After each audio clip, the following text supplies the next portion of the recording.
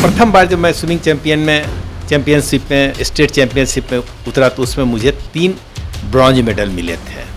कई वर्षों तक नेशनल लेवल पर जाने के पश्चात मुझे गोल्ड मेडल प्राप्त हुआ। मुझ में ये जिद थी कि मुझे अंतर्राष्ट्रीय स्तर पर पुनः जाना है। तो पिछले 2 साल से लगातार मैं करीबन 4 से 5 घंटे मैं मेहनत कर रहा हूँ। वास्तव में यहाँ पर तो कुछ नहीं है, न ही सरकार द्वारा कोई प्रायोजित कोई संस्था है जिसमें कि किसी को कुछ सिखाया जाता है। बांकीपुर क्लब का सदस्य होने के नाते वहाँ एक पूल है 25 मीटर का, जिसमें मैंने तैराकी प्रतियोगिता के लिए अपने आप को तैयार करना शुरू किया। अभी भी मैं करीबन 45 सेकंड से 1-1.5 मिनट तक अपने आप को पानी के अंदर सांस रोक कर बैठता हूँ।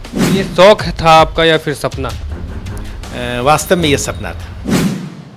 नमस्कार, इनसाइडर लाइव देख रहे हैं आप और मैं हूं आपके साथ अमित झा।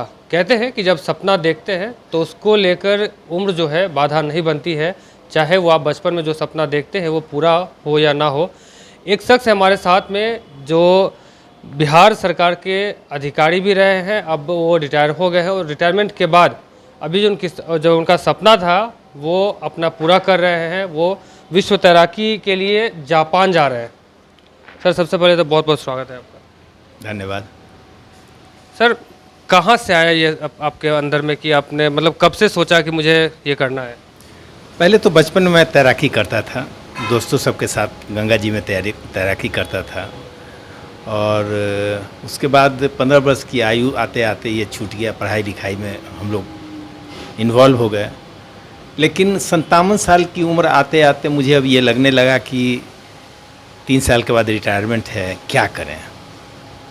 तो फिर वो पुरानी बातें याद आ गई कि एक तैराकी है जो कि मैं जानता हूँ, तो मैंने अपने आप को तैराकी में इन्वॉल्व कर लिया। कुछ समय तक तैराकी करने के पश्चात लोगों ने ये बतलाया कि आपका तैराकी का स्तर अच्छा है, कुछ सीख लें इसके टेक्निक को। अब तो एक स्टेट लेवल की एक स्विमिंग चैम्पियनशिप होने वाली है, उसमें भाग ले लें। तो जब मैं स्विमिंग चैम्पियनशिप के बारे में मैंने सोचा तो मैंने तैराकी करना शुरू किया और तेज़ी से।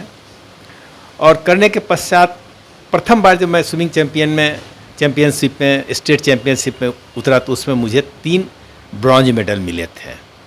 उस समय से मेरा उत्साह काफ़ी बढ़ गया और मैं मेहनत करने लगा। करीबन 2 साल मेहनत करने के बाद मेरा जो स्किल था वो थोड़ा निखर गया था। लोगों ने कहा कि नेशनल लेवल पर आप जाइए। फलतः मैं नेशनल लेवल पर जाने लगा।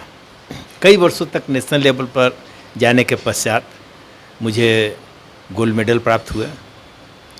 2017 में अंतर्राष्ट्रीय स्तर पर फीना द्वारा मिनी ओलंपिक विश्व तैराकी प्रतियोगिता की जाती है। तो मैंने अपना प्रोफाइल स्विट्ज़रलैंड भेजा। वहाँ से कुछ मुझे जानकारी मिली, इसके आधार पर मैंने अपनी और विशेष जानकारियाँ दी। तो मुझे पता चला कि मैं विश्व स्तर पर जो तैराकी प्रतियोगिता के लिए एक समय निकलता है उसमें से 50 मीटर और 100 मीटर फ्री स्टाइल में मैं क्वालिफाई कर चुका हूँ। तत्पश्चात मुझे वहाँ से इनविटेशन लेटर मिला और मैं 2017 में बुडापेस्ट में फीना द्वारा आयोजित 17th फीना world master swimming championship में वहाँ गया। परंतु वहाँ जाने के बाद मुझे लगा कि मैं अभी बहुत ही शिशु अवस्था में हूँ, चूँकि पहले तो मैंने कभी 50 मीटर की स्विमिंग पूल देखी नहीं थी। वहाँ 50 मीटर की स्विमिंग पूल में स्विमिंग करनी थी, प्लस डाइविंग बोर्ड से डाइव करना था, जो कि मैंने कभी नहीं किया था। फलतः मैं करीबन पूरा दिन उस पर डाइव करता रहा ताकि मैं नियमित रूप से वहाँ कर सकूँ। करीबन 150 बार करने के पश्चात मैं इस स्थिति में आ पाया कि मैं सक्सेसफुल बिना डिस्क्वालीफाई हुए स्विमिंग कर सकता हूँ, बोर्ड से कूद सकता हूँ। फिर मैंने भाग लिया। भाग लेकर 50 मीटर, उसके बाद 100 मीटर में सफलतापूर्वक भाग लिया।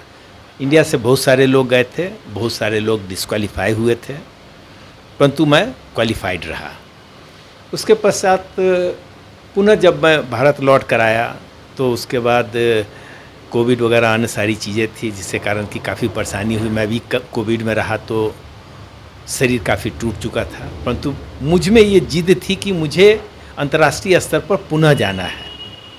तो पिछले 2 साल से लगातार मैं करीबन 4 से 5 घंटे मैं मेहनत कर रहा हूँ। 2 घंटे तैराकी करता हूँ, 2 से अढ़ाई घंटे दौड़ना, कूदना, भागना, 120 किस्म का कसरत करना, 11 बजे रात में साइकिलिंग करना एवं अन्य चीज़ें कर रहा हूँ, योग वगैरह करने के पश्चात इस बार इसके पूर्व में गोल्ड मेडल एक नेशनल में गोल्ड मेडल आने के कारण मैं 50 मीटर फ्री स्टाइल की स्पर्धा में विश्व स्तर का समय प्राप्त कर चुका हूँ।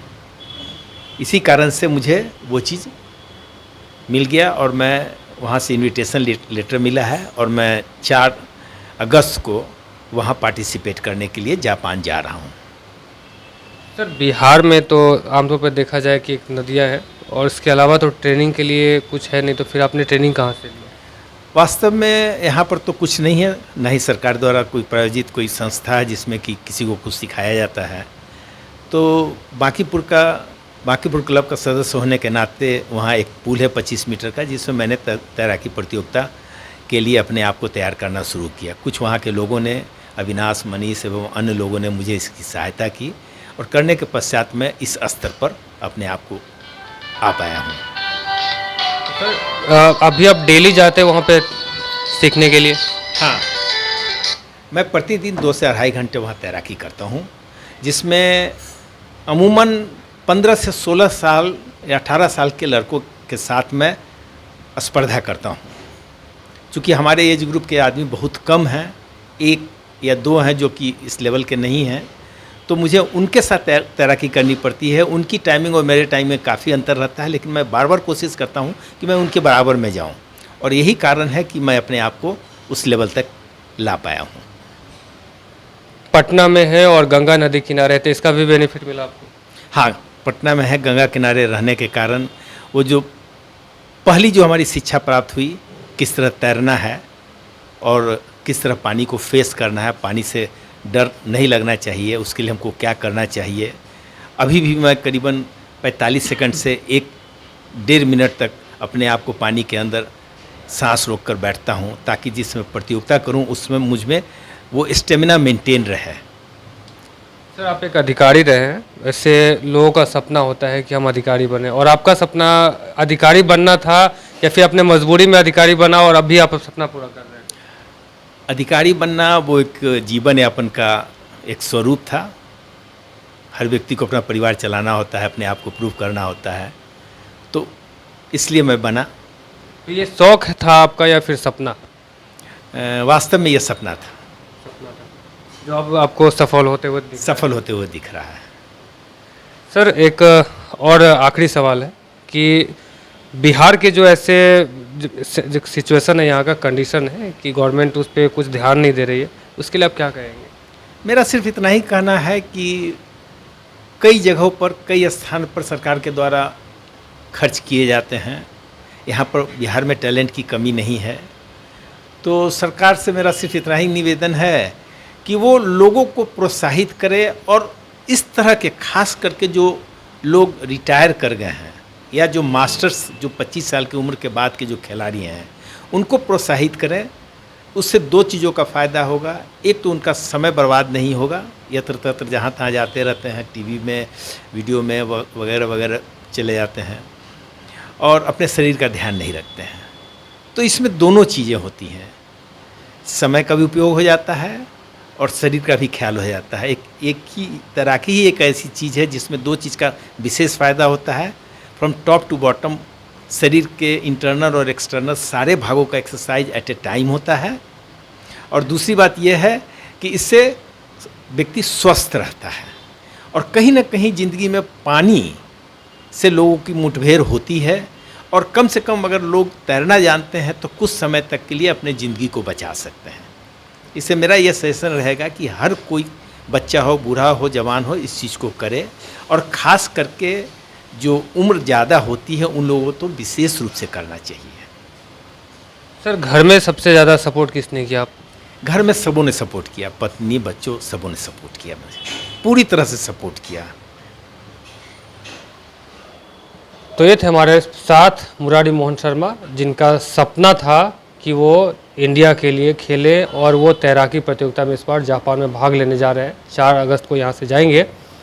अब एक गुहार है सरकार से, बिहार सरकार से, कि ऐसे लोगों को आगे बढ़ाने के लिए, और ऐसे कई प्रतिभावान खिलाड़ी हैं जो बिहार में हैं लेकिन उन्हें सही मार्गदर्शन नहीं मिल पाता है, सही जो ट्रेनिंग है वो नहीं मिल पाता, जिसकी वजह से अपना जो उनका सपना है और उनके अंदर जो प्रतिभा है वो छुपी रह जाती है। फिलहाल हमारे साथ बने रहो, देखते हैं इनसाइडर लाइव। नमस्कार।